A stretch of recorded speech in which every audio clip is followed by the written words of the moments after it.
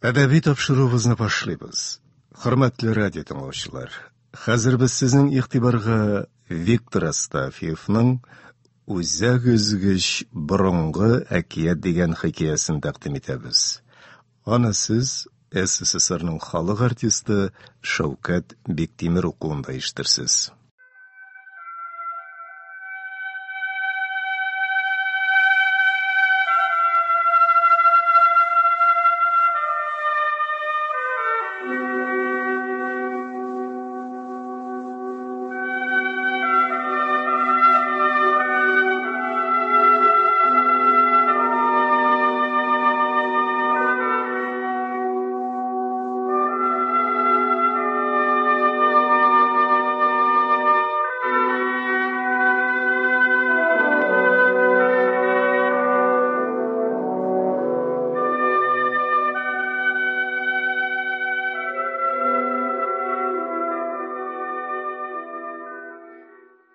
Безнең авылның ялан дип атап йөртелгән ындыр арталандыгында субайлар өстенә ясаган озын гына такта каралты бар. Ул крестьяннарга чәчүлек орлык саклый торган урын булып хезмәт итә. Әгәр берәүнең йорт-җире янса, хәтта бөтен авыл янып бетсә дә, чәчү урлыгы исән кала һәм димәк авыл яши дигән сүз. Бу амбардан ерак түгел Ташлыяр астында, ышык һәм мәңге күләгә урында каравыл йытыра. Итирәли куе булып карагай һәм нарат агачлары үскән. Ярдан ташлар арасыннан чылтырап салкын чишмә агып чыга. Аның өстен һәр чак зәңгәр су томан каплаган була. Чишмә иркенлеккә чыккач, бераз яр астыннан ага. Аның агым юлынча икене куеп үскән камышлардан һәм тубылгы куакларыннан кыш көне судан күтәрелгән пардан белергә мөмкин. Каравыл өенең ике тәрәзәсе бар. Берсе ишек янында, берсе өйнең авылга караган ягында. Ләкин авылга караган тәрәзә чишмә буена кытырып үскән шымырт, кыр сарымсагы, кылмак һәм башка чүгәләннәр белән бөтенләй капланган. Өйнең түбәсе юк. Үзен бөтен яктан кылмак урап алган гахры. Ул бер күзле йонлач башка охшаган. Кылмак арасыннан морҗасы тырпаеп тора. Аңа төпсез чиләк киртеп куелган. Ишек туп-туры тышка ачыла. Ачылганда өстән елның кай вакыты булуына карап, яңгыр тамчылары, кылмак тәлгәшләре, шымырт, кар һәм боз мөгезләр коела. Каравыл өендә Васька поляк яши иде. Ул тәбәнәгрәк буйлы, бер аягы аксый, күзлекле. Ул авылда күзлек йөрткән бердән-бер кеше. Бу күзлек бездә балаларда гына түгел, өлкәннәрдә дә Васькага карата курку катыш ихтирам уята иде. Вася бик тыныч яши. Беркемгә җәбер китерми. Ләкин аның каравыл өенә керүче кеше бик сирәк. Бик батыр йөрәкле малайлар гына кайчакта каравыл өе тәрәзәсеннән карарга батырчылык итәләр. Ләкин берни дә күрә алмыйлар. Ә менә ул саклаган амбар янында малайлар яздан алып көзгә кадәр кайнашалар. Качыш уйныйлар. Корсак астында шуышып, бусага астыннан амбарга керәләр. Идән астына качалар. Кузна, шүрәкәй уйныйлар. Минем дә иң яраткан уен урыным шунда булды. Ул гына да түгел. Монда, шушы амбар янында мин беренче тапкыр эш эшли башладым. Малайлар белән алмашлап җилгәргеч әйләндердем. Һәм гомеремдә беренче тапкыр музыка, скрипка авазын ишеттем.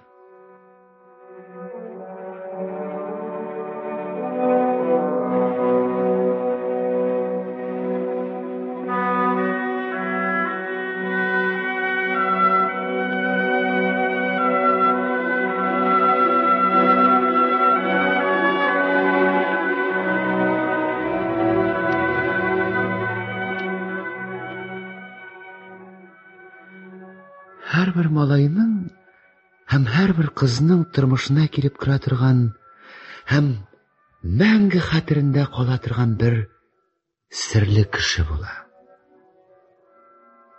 Вася Поляк минем өчен әнә шундый кеше булды.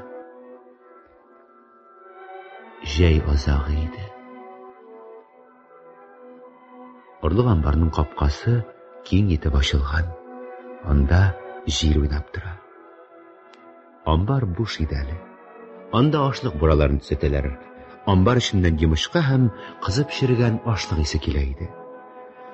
Кечкенә булганга сукага алынмаган бер төркем малайлар да шунда юлбасарлар булып уйныйлар. Көз көне никтер яз көндә кебек уйныйсы килде. Шуңа ахыры уен бик сүлпән бара иде. Һәм тиздән ул бөтенләй сүнде. Малайлар бер-бер артлы өйләренә таралыштылар. Ә мин кояшта җылынган агач бусагыга сузылып яттым да, сайгаклар арасыннан шытып чыккан үсентеләрне йолкырга керештем. Үзебезнекеләр сукадан кайтышлый, атка утырып кайтыр өчен калку өстендә арба дөбердәгәнне көтәм. Бәлки әле ат сугарып кайтырга да кушмаслармы? Зур елга аръягында күк караңгылана төште. Агачлар өстендә бер зур йолдыз җимердәп күренә башлады. Ул миңа тигәнәк шикелле чәнечкеле булып тоела. Ә бу якта, калкулар артында, Васий турысында җәй көнне хас булганча кичке шәфәк аллана.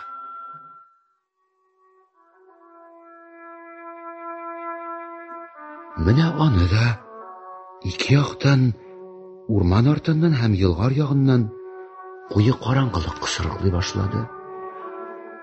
Ут балкыган тәрәзә капкачы ябылган кебек, иртә беләнгәчә кадәр шәфәк тә ябылды. Җирне караңгылык, тынлык, ялгызлык урап алды.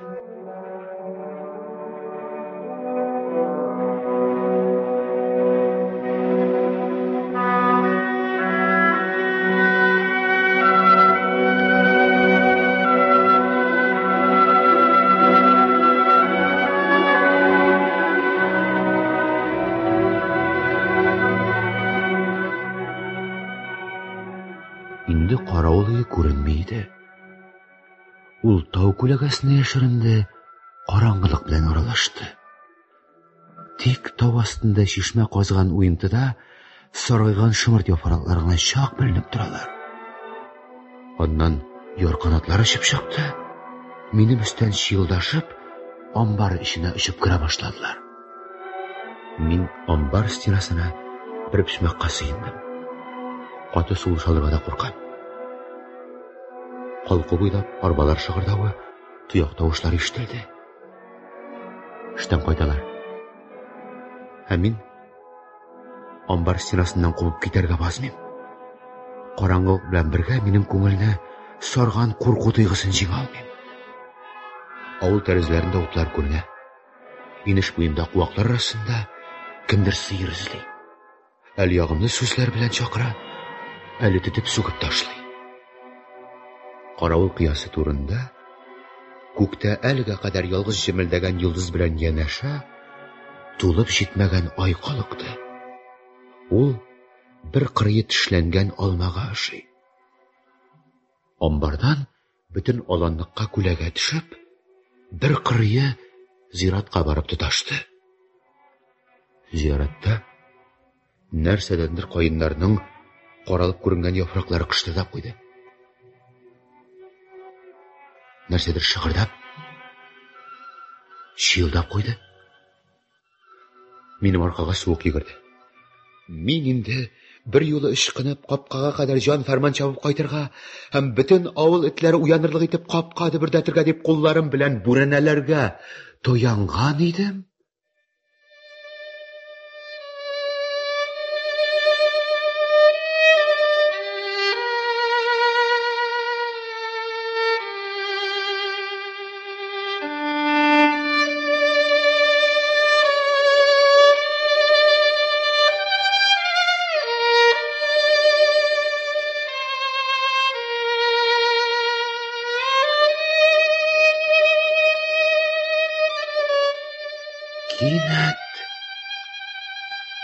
астынан, шымырт һәм калмак әрәмәләр арасыннан, җир эченнән үк тирәннән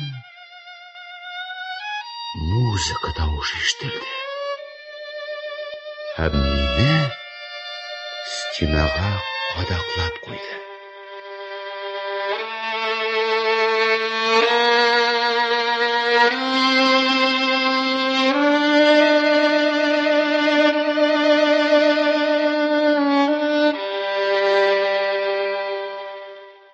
Миңа тагын да куркынычрак булып китте. Сул якта каберлек, алда чукырда алачык. Уңда авыл артында куркыныч уйсулык. Анда бик күп ак сөякләр табыла. Ә бу бик күптән инде бер кеше асылны булды дип сөйләгән иде. Ә артта караңгы амбар. Аннан гына авыл. Шәнечкеле шайтан тояклар үсеп утырган бакчалар. Ерактан алар да кара төтен ургылган кебек булып күренәләр. Мин бер ялгызым. Бер үзем. Ә тирә-як шундый куркыныч. Җитмәс әле музыка, скрипка тавышы. Бөтенләй ялгыз скрипка. Куркытып янамый да ул үзе. Ә зарлана. Гомумән, бернинди куркыныч та юк. Куркырга кирәкми дә. Тиле баш. Музыкадан куркалармысың? Эх, тиле баш. Ишеткәнең юк бер кайчанда. Менә шуңа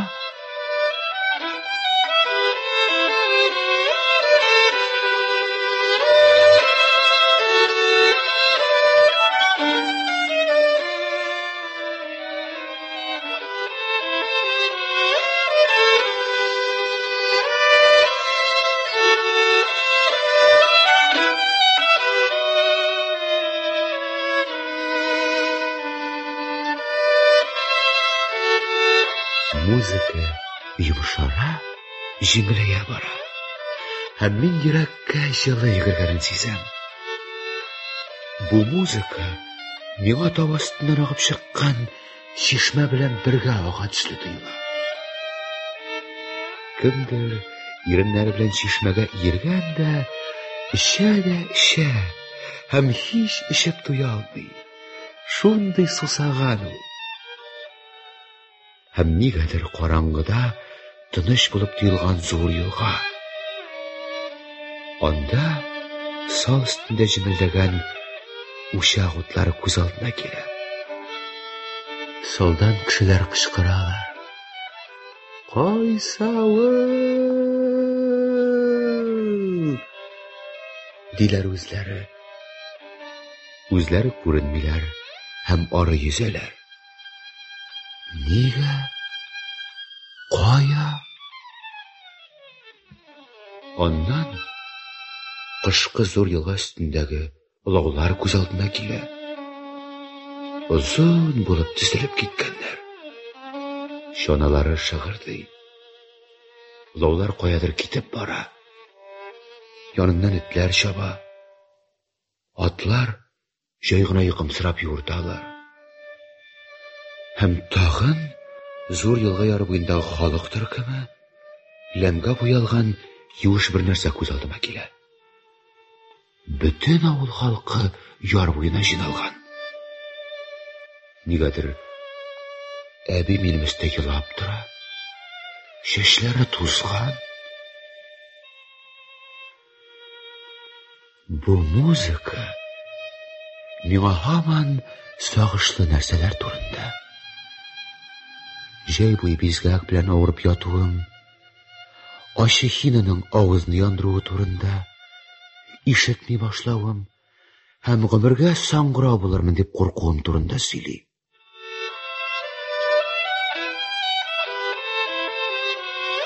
Әнинең минем янга килеп, үзенең зәңгәр су тырнаклы күгәргән салкын кулын минем маңгайга куюы күз алдына килеп баса. Мин бөтен өйгә кычкырам, ә үз кычкыруымны ишетмим.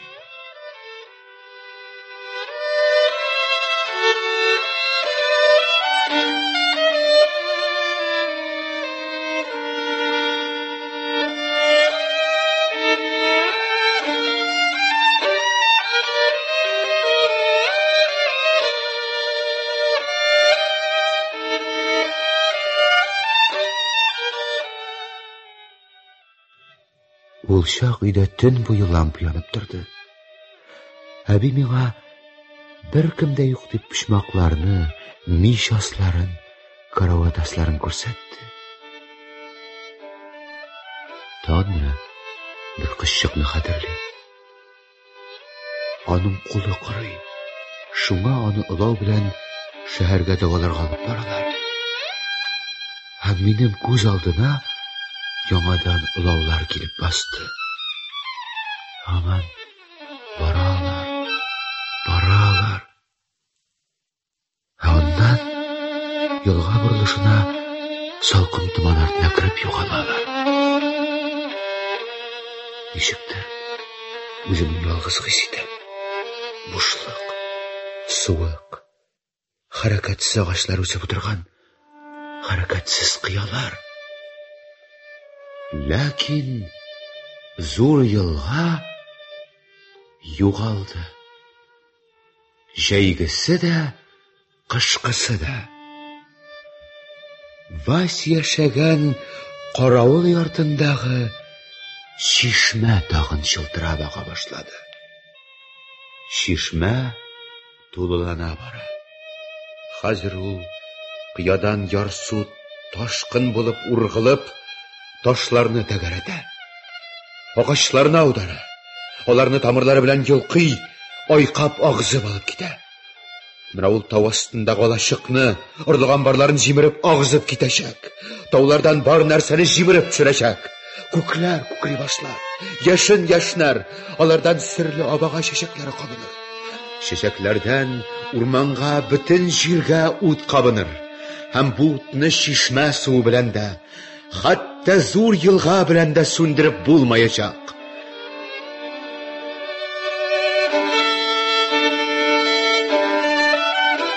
Мондый котышкыч давылны берни дә туктата алмаячак.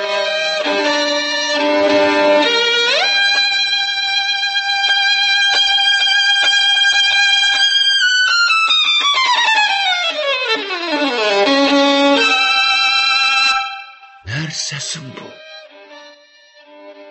Кайдасың кешеләр? Алар нәрсә карыйлар? Бәйләп куйсыннар иде башыны. Ләкин скрипка барысын да үзе сүндерде. Тагын нәрсәдер кызганыч. Тагын кемдер сагышлана. Тагын кемдер каядыр бара. Бәлки илауда, бәлки сал өстендәдер, бәлки караңгыда җәя атлыйдыр. Җиһан да янып бетмәгән. Берни җимерелмәгән. Бәлки кемнеңдер йөрәге янып көл булгандыр. Шул миңа абага чәчәге кабынган кебек булып тоелгандыр. Абага бит әкият яки легендаларда 100 елга бер тапкыр гына чәчәк ата. Һәм аны беркем дә күрә алмый. Менә тагын һәр нәрсә үз урынында. Елга өстендә ай белән бер йолдыз.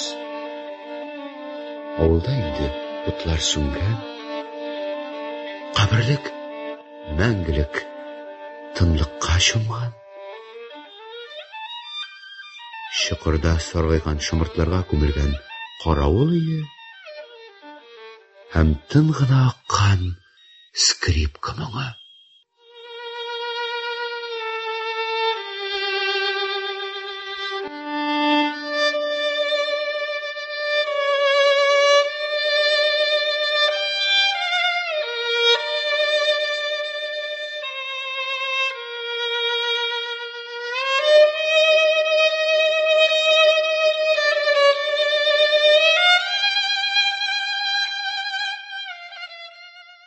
Сіз Виктор Астафьевның «Үзәк үзгіш бұрынғы әкият» деген әсәрінің біріншілішін тыңладыңыз. Әсәрінің икенчіліші тизден Россия радиосының яңалыклар чыгарылышыннан соң 16 сәгать 10 минутта яңгырayacak. Казан сөйлей. 16 сәгать 10 минут. Сіз Татарстан радиосы тапшыларын тыңлайсыз. Әдәби тапшыларыбыз дәвам итә. Хөрмәтле радио тыңлаучылар, хәзер без сезнең игътибарга Виктор Астафьевның «Үзәк үзгіш бұрынғы әкият» дигән әсәренең икенчелешен тәкъдим итәбез. Аны сез СССРның халык артисты Шәүкәт Биктимер укуында ишетерсез.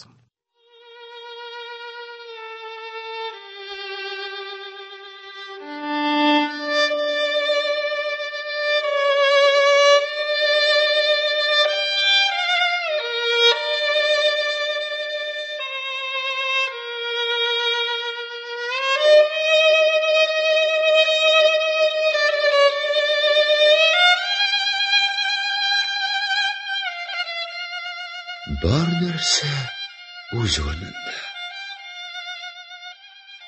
Тик минем шатлыктан һәм кайгыдан кабынып киткән, музыкадан мәңгегә яраланган йөрәгем генә бер кузгалган килеш ярсып тибә, каядыр тамак турысына менеп тыбырчына. Нәрсә турында сөйләде соң миңа музыка? Улаулар турындамы? Мәрхүм әнием турындамы? Яки кулы корган кыз турында түгелдер бит инде? Ниндидер башка зур нәрсә турында?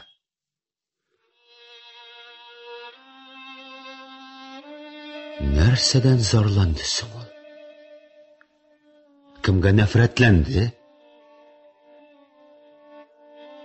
Нигә минем күңелдә шундый шом һәм хәсрәт?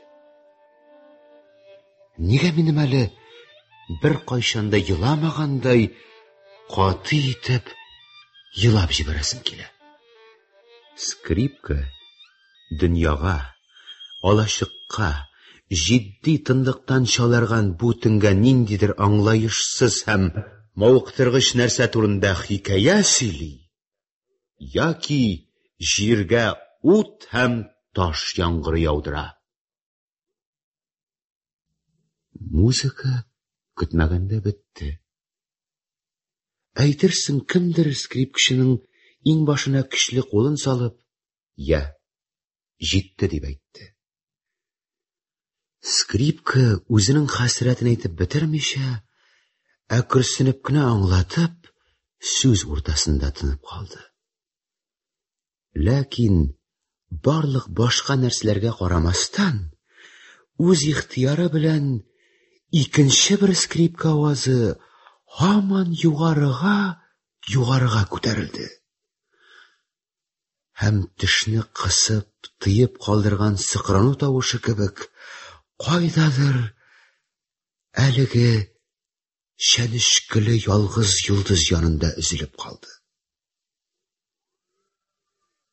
Мин иреннәремә агып төшкән күз яшьләрен ялап, амбар почмагында бик озак утырдым. Кузгалып китәргә көчем җитми иде. Минем кинәт бар кеше тарафыннан ташланган, онытылган хәлдә шушы амбар пычмагында каласым, үләсем килде. Аннан инде мине барысы да кызгануларын теләдем. Минем күңелдә нәрсәдер булды. Нәрсәдер үзгәрде.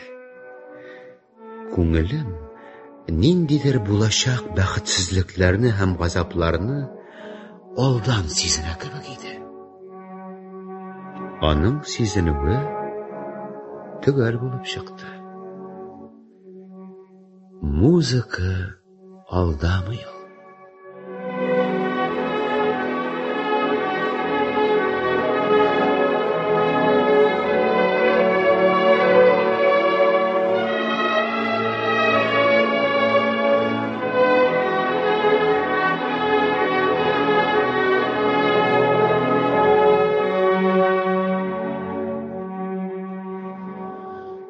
Шул рәвешчә күп мутырганмындыр, белмим. Скрипка тавышы башка ишетелмәде. Вася өендә ут та янмый. Мин музыканың кинәт өзелүен искә төшереп, Вася үлмәде микән дип уйлап куйдым.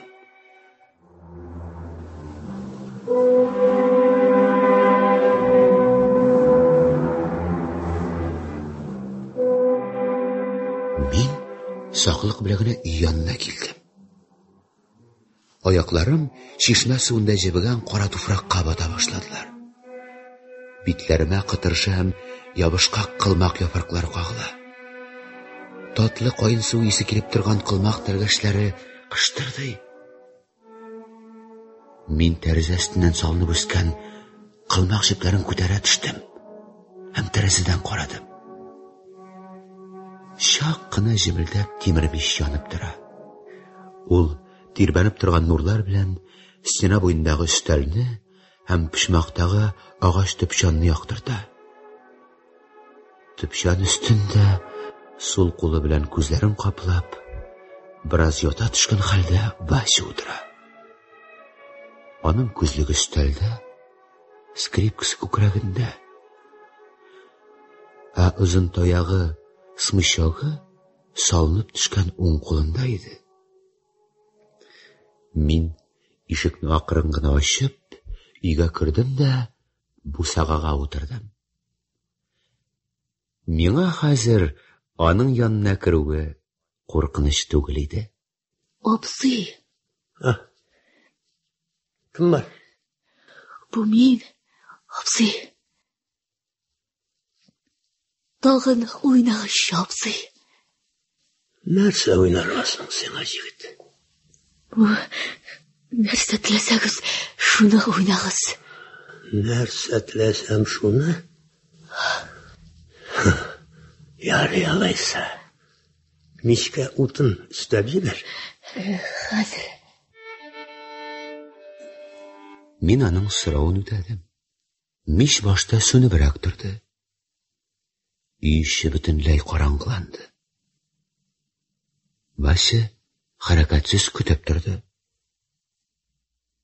Менә мичтә берничә тапкыр утын шартлап куйды. Мичнең янып челтәрләнгән ян якларында ут яктысы күренде. Мич авызында ялкын гөрли башлады. Һәм аның шәүләсе Васяга төште. Ул скрипкасын иңенә күтәрде һәм уйный башлады.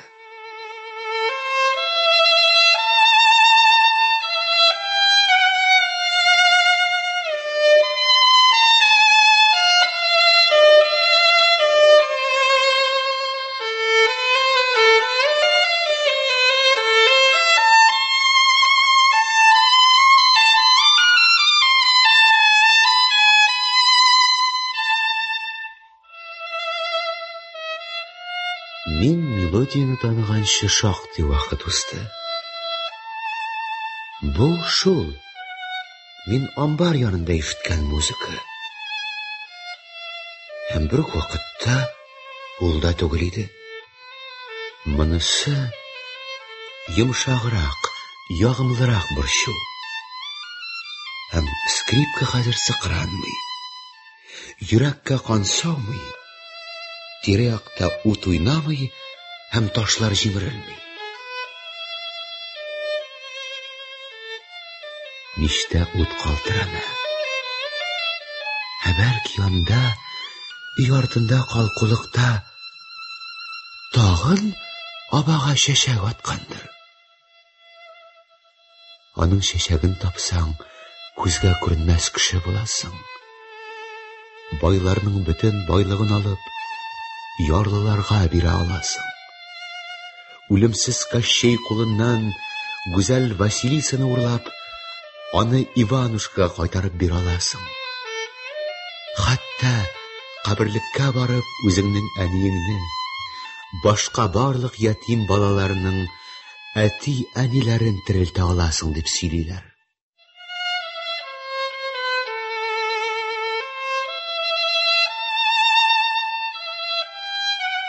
Мичтәге нара тутыннары бик көчле янып киттеләр.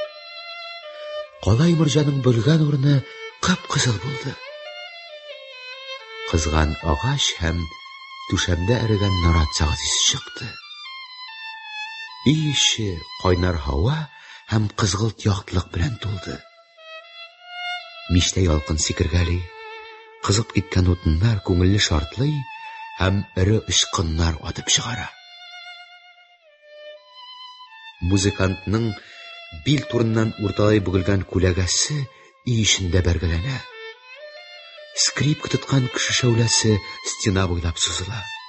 Ул кешенең судагы шәүләсе кебек үтә күренмәле һәм калтыранып тора кебек тоела.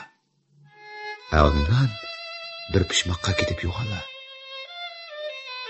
Һәм анда инде тере музыкант, тере Вася үзе күренә башлый. Аның күлмәк якасы шишелгән, үзе ялан аяк. Йомылган күз төпләрендә йокысызлыктан була торган кара күләгәләр. Вася яңагын скрипкага салган. Күрәсең, шулай аңа тыныч һәм уңайлыдыр. Булай ул скрипкада мин бер кайчан да ишетә алмаячак авазларны ишетәдер кебек тоелды.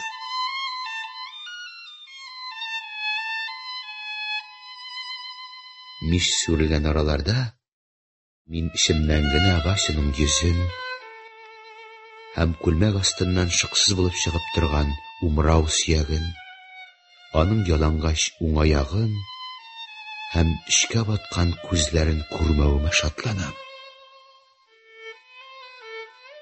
Аның күзләре ихтимал шушы мичтән чыккан зәгыйфь яктылыктан да куркалардыр. Ярым караңгыда мин бары калтыранып сикергәләнгән яки салмак кына йөргән смычокка, скрип белән бергә чайкалган күләгәләргә генә карыйм. Һәм шул чакта Вася миңа бер кемедә булмаган ялгыз гарип кеше булып түгел, ерак әкияттәге бер ниндидер тылсым ясе булып тоела. Мин бу тылсым ясенә шундый бирелеп караганмын һәм тыңлаганмын. Ул сүз башлагач, хәтта сискәнеп киттем. Бу музыканы язган кешене иң кадерле нәрсәсеннән мәхрүм иткәннәр. Нәрсәсеннән? Әгәр кешенең әнисе булмаса, әтисе булмаса, әмма ватаны булса, ул әле ятим түгел. Бар нәрсә дә үтә. Мөхәббәт тә, аның турындагы үкенечле уйлар да, югалту хәсрәтләре дә, хәтта жарахат сызлау да үтә. Ләкин ватанға булган сагыш бер вакытта да үтми.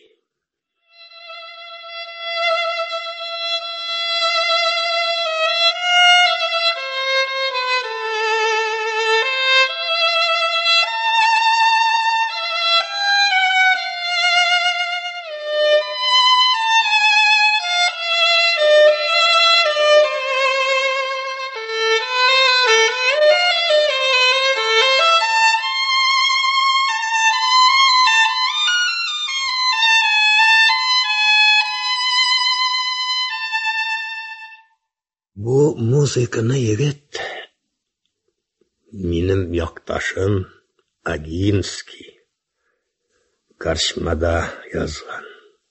Бездә куну йортын шулай дип атыйлар.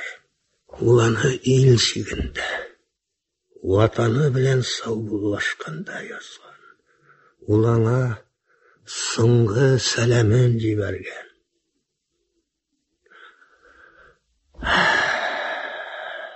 Композитор үзе күптән дөньяда юк инде.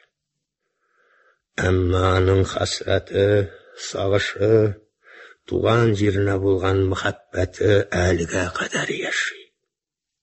Аны бер кем дә тартып ала алмый.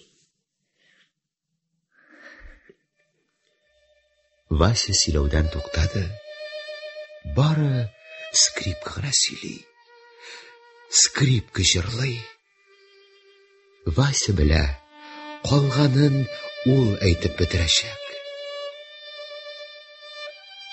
Скрипка тавышы акырыная барды. Ул караңгыда нечкә якты пәрәвәз булып сузылды. Пәрәвәз калтыранып куйды һәм нечкәреп üzüldü.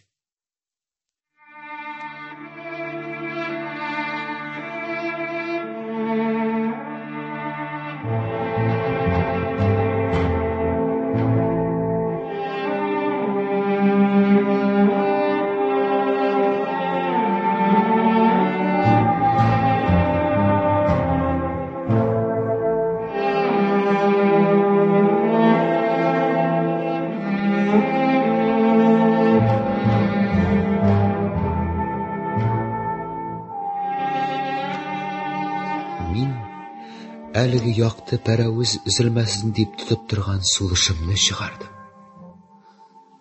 Ул барыбер üzülде. Мич сүрелде.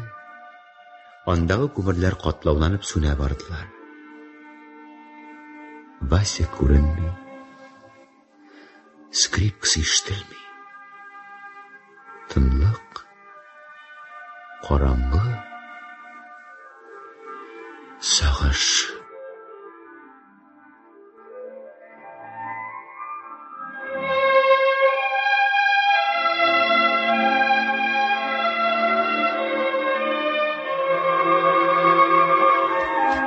Соң инде. Бар, үйеңә кайт. Бар.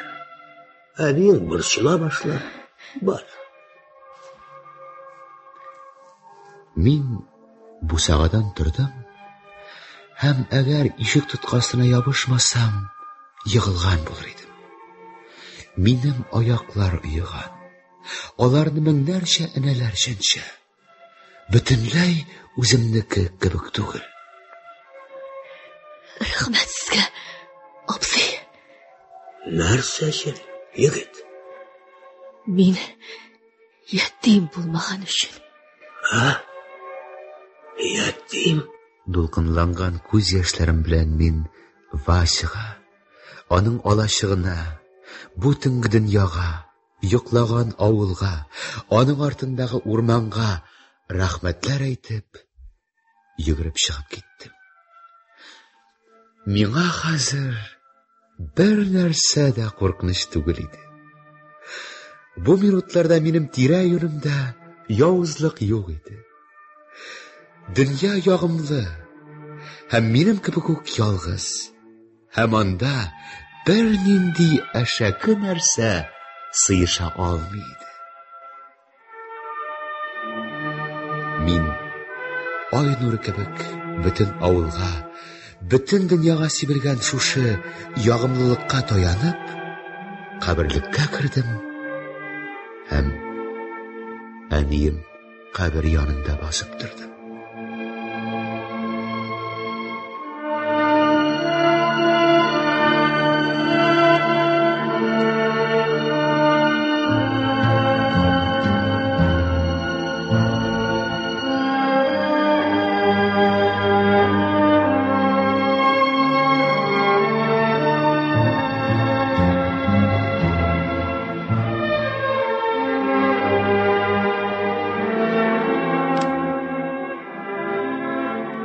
Әнием, бұл мен. Әйт миңа, әнием, сен мен дейдің. Мен сенің түсіңні ұнаттым. Сен менің түшіме де кірмейсің қазір. Әнием, әнием дейм. Мин җиргә тезләндем. Құлағымны кабер калкулыгына куйдым. Әнием җавап бирмәде. Бар җирдә тынлык. Җир өстендә дә, җир астында да. Әби белән мин тоткан кечкенә мираш агачы әнием кабер өстенә очлы канатлардай яфраклар кыйган. Күрше кабердәге каеннар сары яфраклы тәлгәшләрен җиргә кадәр игәннәр. Каеннарның иң ишендә инде яфраклар юк. Ялангач чыбыклар хәзер каберлек турысында ук яктырткан айны дилгәләп күрсәтәләр. Бар җирдә тынлык. Үләннәргә чаклар төшкән. Бер нинди җил юк. Тик калкулыклардан сизелерлек булып салкын җәйлә башлады. Каеннарның яфраклары ешрак кыйла. Үләннәрдә пияладай ишыклар ялтырый. Тиздән салкын чыктан минем аякларым туңа башлады. Бер яфрак күлмәк эченә төште һәм миңа бөтенләй суык булып китте. Мин каберлектән чыгып, авылның йоклаган урамнары аша зур елгага төшеп киттем. Нигәдер өйгә кайтасы килми иде.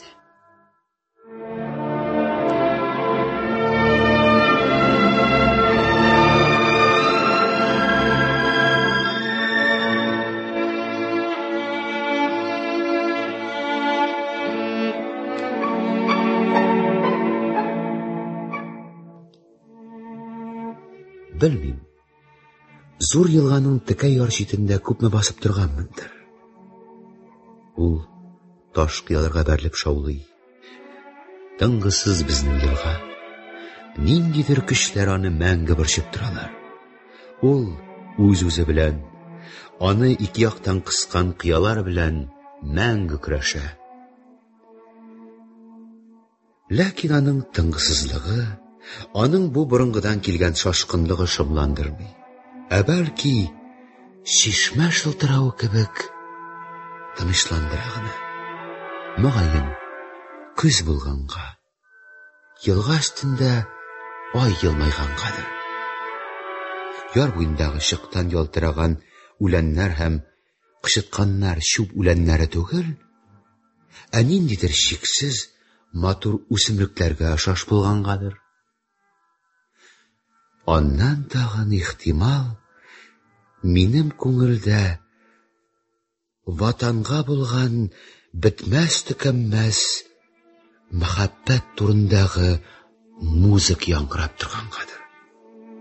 Ә бит шушы төнлә дә йокламый торган зур елга, аргы яктагы текә маңгайлы кыя, аның өстендәге тешле-тешле булып күренгән чыршы урманы, минем арттагы йокыга талган тын авыл, көз булуга да карамастан кычыткан арасында бик тырышып чырылдаган чикерткә, металл төсле ялтыраган үләннәр, булар барысы да минем ватаным. Минем күңелемә якын һәм тынгысыз ватаным.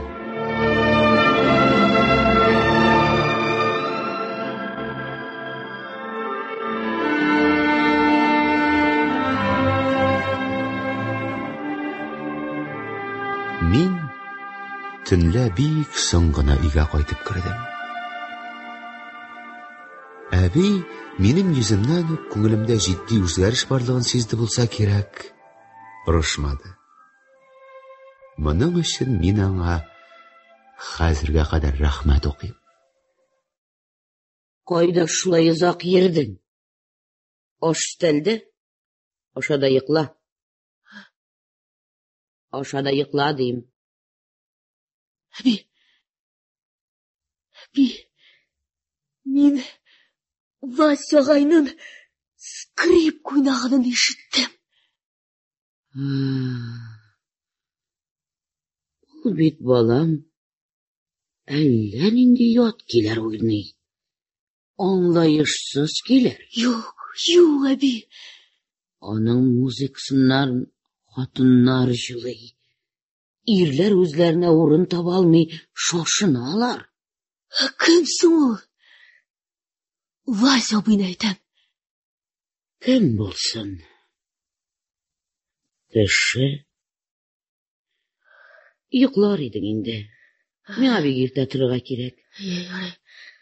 Кил әле минем янга, юрган астына кереп ят әле. Менә шулай. Тәнең нинди суык. Аякларың юш. Тагын авырырсың әле менә. Кем соң ул? Вася. Вася ул йорт-җирсез, нәсел-нәсәпсез кеше. Әтисе белән әнисе аның ерак илләрдән, Польшадан куып китерелгән кешеләр иде. Анда дуганы да бездә кебек укымыйлар. Патшаларын король дип атыйлар.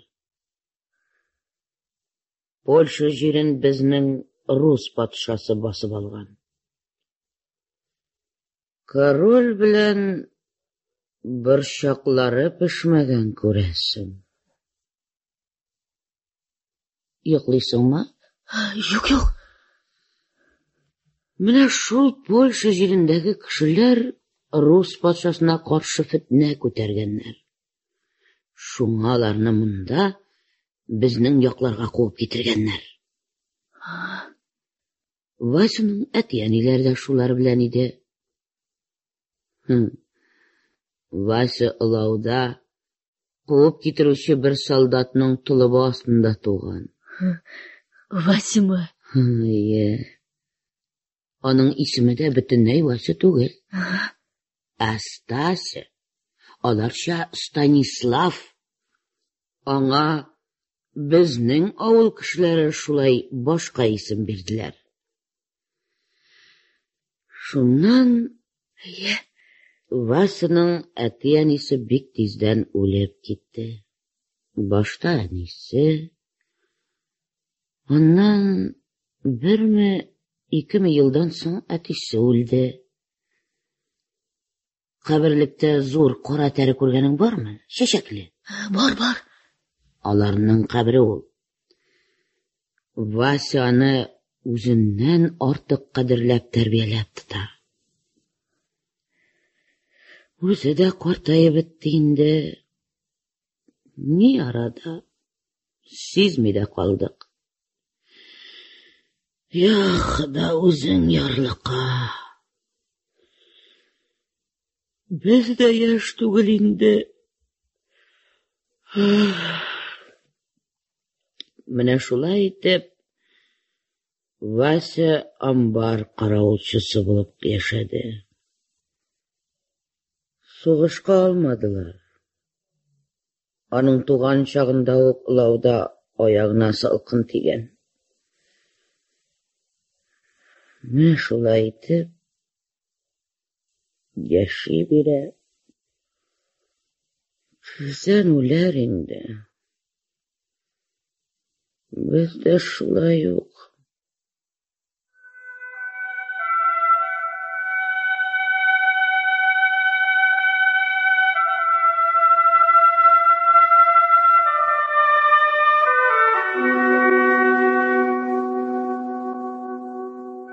Әбинең теле һаман кырмәтләнә бара. Һәм ул авыр итеп бер сулады да йокыга китте. Әбин аны борчымады. Үз уем белән ята бирдем. Кешенең тормышын аңларга тырыштым. Ләкин бер нәрсә дә барып чыкмады. Соңыннан мин хәтта олы кешеләрнең дә тормышны бик үк аңлап җиткермәүләренә ышандым.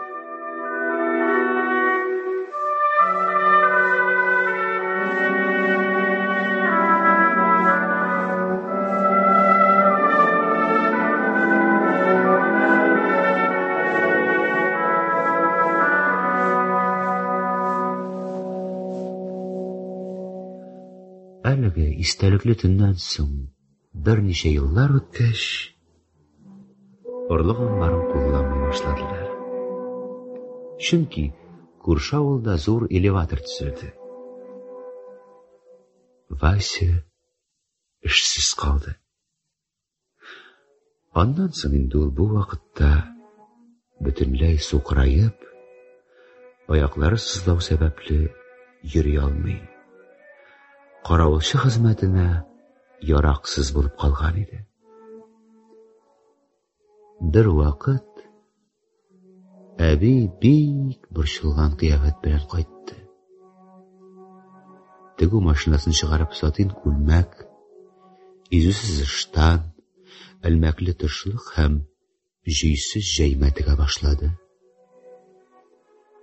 Мәеткә кәфенне шулай тегәләр иде. Кешеләр керә, акрын гына әби белән сөйләшәләр. Мин Вася дигәннәрне ишетеп калдым. Һәм каравылчы өенә йөгердем. Каравыл өенең ишеге ачык. Үй тирәсенә халык җыйналган.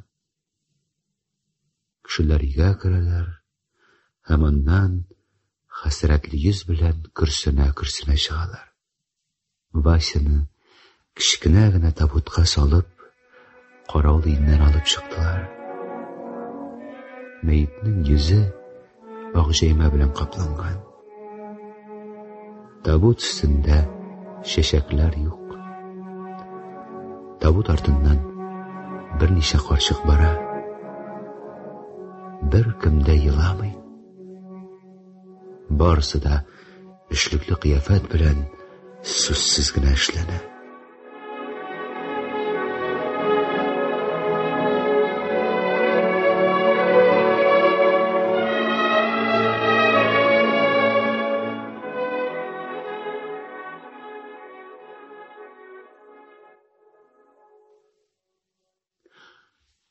Мин Васяның өенә кердем.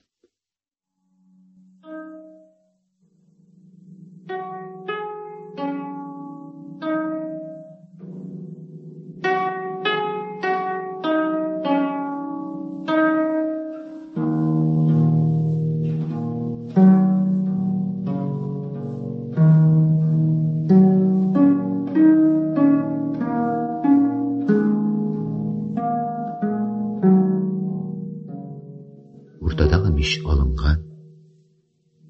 Түшәмдә ярыктан салкын кирип тора. Һәм салынып торган үлән тамырларыннан, кылмак җепләреннән тамчы таба. Идәндә йомычкалар. Урын җире пишмакка төрлеп куелган. Күрәсең, табутны сәккә куйган булганнар.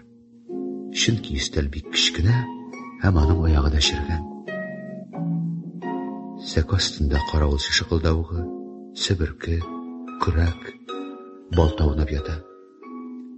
Тәрәс төбендә чүлмәк, җамъяк, Ағаштан шығып ясалған саплы кружка, қашық, дарақ һәм сулы кішкене шешәгә қойылған шымырт ботағы тора. Шымыртның бірілері тулып ашыла башлаган. Өстәлдән миңа таба Васяның күзлеге моңсуына қарап тора. Скрипка қойдасың деп ойлап алдым мен, күзлікні көргәч. Шунда ук көріп алдым. Скрипка сәкі турысына стенаға іліп қойылған еді. Мен күзлікні кісәгә салдым. Стенадан скрипканы алдым да мәйет күмүчеләр артыннан йөгердем. Кешеләр табутның капкасын ябарга торганда, мин барып җитеп, бер сүз дә әйтмичә, скрипка белән смычокны Васяның күкрәгенә куйдым. Скрипка өстенә беренче чәчәкләр, умырзая чәчәкләре салдым. Аннан мин бик озак Вася кабер янында утырдым. Һәм кулым белән балчык угалап нәрсәдер көттем. Көтәрлек бер нәрсә дә юклыгын белсәм дә көттем. Ләкин Васяның скрипкасы мәңгегә тынган иде.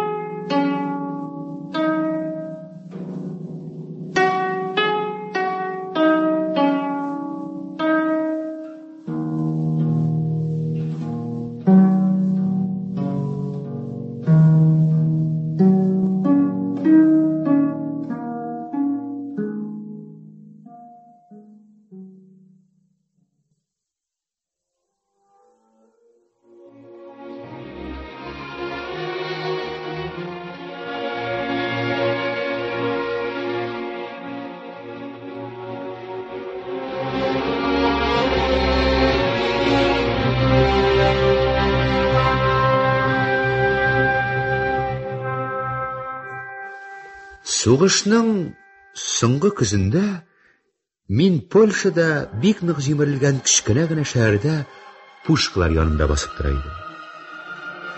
Бу минем үз гомеремдә беренче күргән чит ил шәһәре иде. Ул бездәге җимерелгән шәһәрләрдән берни белән дә аерылмый. Хәтта исе дә шул ук. Сөрем, тузан, мәйет исләре килә. Җимерек йортлар арасына ташлар белән күмелгән урамнарда яфраклар, кәгазьләр, корымнар оча. Шәһәр өстендә янгын гөмбәзе тора. Төтен кими бара, йортларга утыра, урамнарны, тыкрыкларны каплый. Ләкин кайчак тынык шартлау гөрселди. Һәм төтен гөмбәзен яңадан күккә чөя. Тирә-яктагы бар нәрсә авыр, хәрәкәтсез яктылык белән яктыра.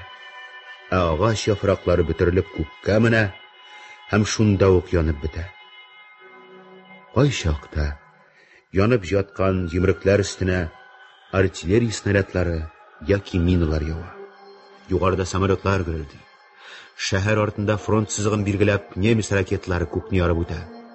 Алар караңгылыктан зур утлы казанга, шәһәр өстенә ычкын булып сибеләләр. Миңа бу шәһәрдә бер үзем генәдер. Башка җан иясе юктыр төсле тоела. Төнлә белән бигрәк тә хәрабәләр арасында мондый тойгы һәр вакытта була.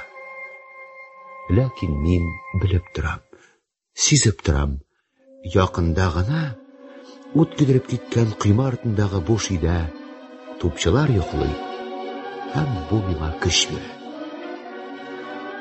Тупчылар кич белән ачык кибеттә кызыл кәгазь ябыштырылган шешәләр таптылар.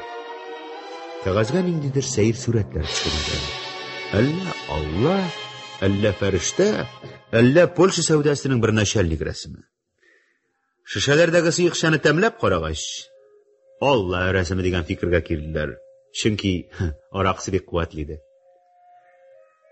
Алла бәлзәмен татыган тупчылар йоклыйлар. Ә миңа күңелсез. Мин сугыш турында, бу шәһәрнең кешеләре турында уйлыйм. Шәһәрне без көндез алдык. Ә кичкә таба җир астыннан чыккан кебек, төенчекләр, чемоданнар тоткан, балалар җитәкләгән кешеләр күренә башлады. Алар хәрабәләр янында елыйлар. Янгын эченнән нәрсәдер алып чыгалар. Һәм көн батышка, үзләренең дошманнар ягына куллары белән янылар. Караңгы төште. Инде шәһәр урамында кешеләр бөтенләй күренми башлады. Төн кешеләрне, аларның бәхетсезлекләре һәм газаплары белән бергә үзенең караңгылыгына яшерде. Тик янгыннарны гына яшерә алмады.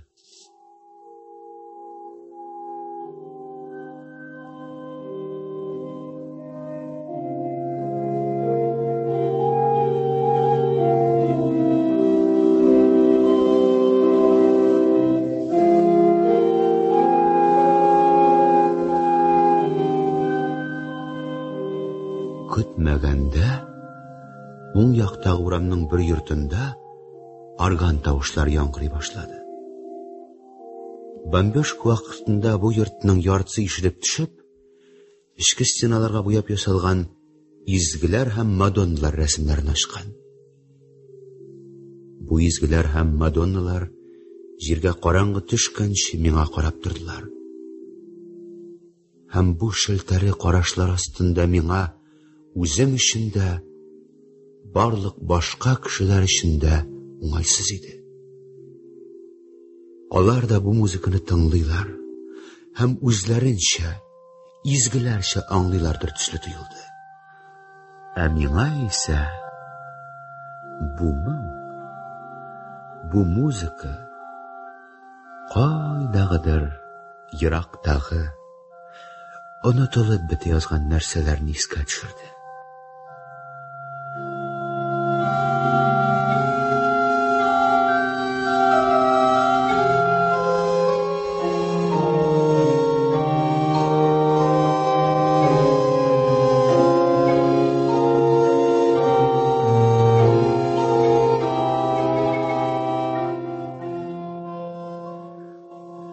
Музыка минем истәлекләрне кузгатты.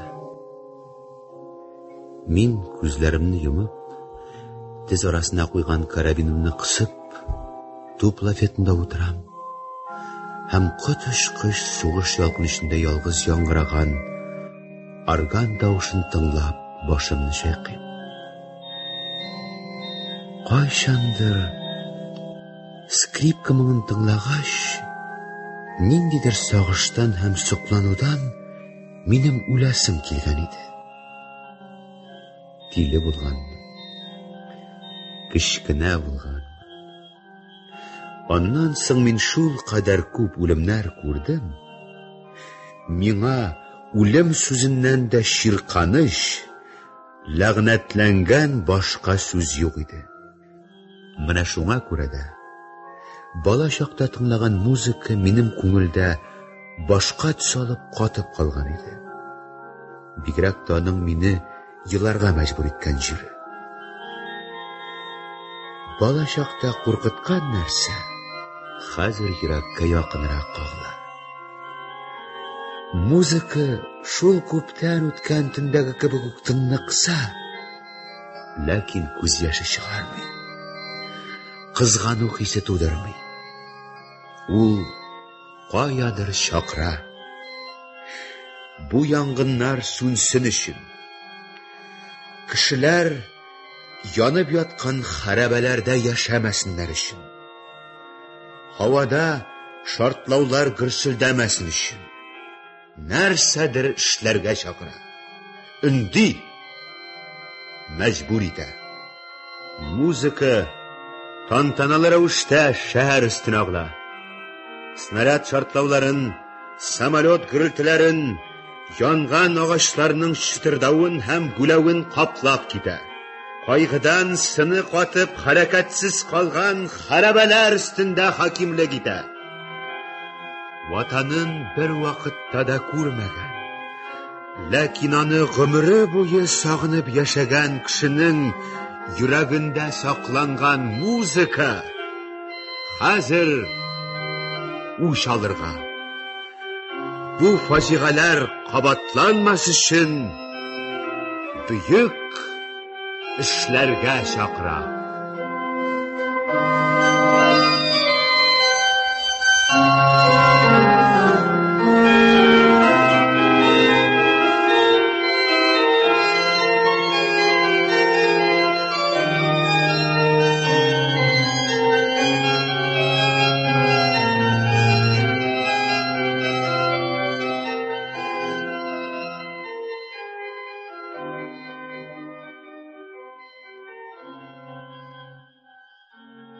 Siz Viktor Astafyevning Uzak Üzgüç Bұрынғы әкият деген әсәрін тыңладыңыз. Ол СССРның халық артисті Шавкат Бектемір оқуында яңғырады.